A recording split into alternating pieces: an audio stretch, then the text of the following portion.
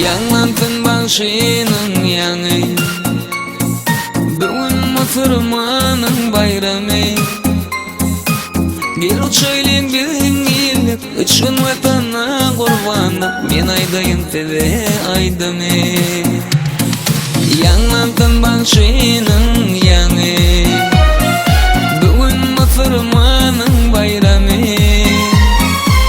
Gel uçaylık bilin illik, üçün vatana kurbanım. Men aydayım tebe aydamı.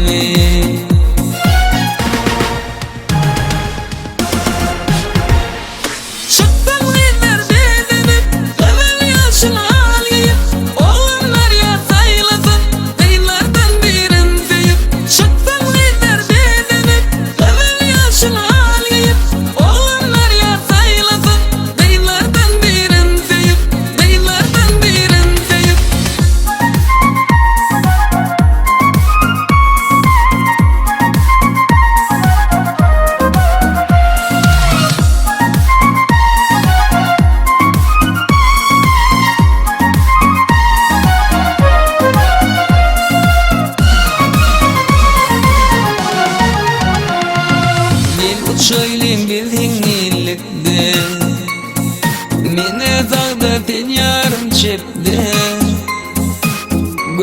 Gözlere bakta, aşıklar güne döktü. Gel edeydim gel kurbanlıkta.